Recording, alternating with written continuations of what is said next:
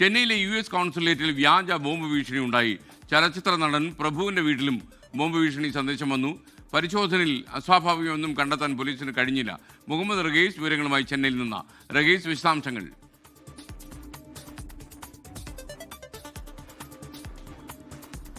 ഇപ്പോൾ ചെന്നൈയിൽ ഓരോ ദിവസവും രാവിലെ എവിടെയാണ് ബോംബ് ഭീഷണി ഉണ്ടാകുന്നത് എന്നാണ് ശ്രദ്ധിക്കേണ്ടത്. കാരണം കഴിഞ്ഞ ഒരു 4 ആഴ്ചയൊക്കെ ആയിട്ട് ഏതാണ്ട് 1 മാസത്തിലധികമായി ഇപ്പോൾ ഓരോ ദിവസവും ഓരോ സ്ഥലങ്ങളിൽ ഇങ്ങനെ വ്യാജ ബോംബ് ഭീഷണി വരികയാണ്. ഇതിൽ പല മെയിലുകളും വരുന്നത് DGPയുടെ ഓഫീസിലേക്ക് തന്നെയാണ്.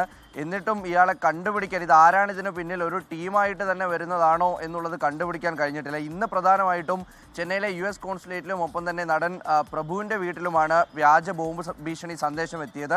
രാവിലെ തന്നെ സാധാരണഗതിയിൽ ഇപ്പോൾ ഒരു രാവിലെ 4 മണിക്കും 3 മണിക്കുമൊക്കെയാണ് ഇങ്ങനെ സന്ദേശം എത്താറുള്ളത്. അതിന് പിന്നാലെ പരിശോധന നടത്തി. US കോൺസുലേറ്റ് നമ്മളിപ്പോൾ നിൽക്കുന്ന സ്ഥലത്ത് നിന്ന് ഏതാണ്ട് മീറ്ററുകൾ മാത്രം അപ്പുറമാണ്. അപ്പോൾ അവിടെ ഒക്കെയാണ് ഇന്ന് രാവിലെ പരിശോധന നടത്തിയത്. പരിശോധനയിൽ അസ്വാഭാവികമായി ഒന്നും കണ്ടെത്താൻ കഴിഞ്ഞില്ല.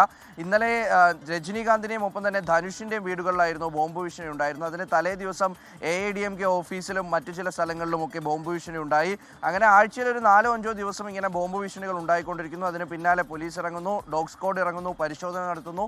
കാര്യമായൊന്നും കണ്ടെത്താൻ കഴിയുന്നില്ല. പക്ഷേ ഇതിന് പിന്നിൽ ആരാണ് പ്രവർത്തിക്കുന്നതെന്ന് കണ്ടെത്താൻ ഇതുവരെയും കഴിഞ്ഞിട്ടില്ല.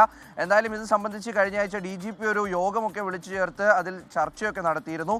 വൈകാതെ തന്നെ ഇതിന് പിന്നിലുള്ള സംഘം, ഇതൊരു ടീമാണെങ്കിൽ അത് ആരാണെങ്കിലും അത് പിടിയിലാകുമെന്ന് പ്രതീക്ഷിക്കാം.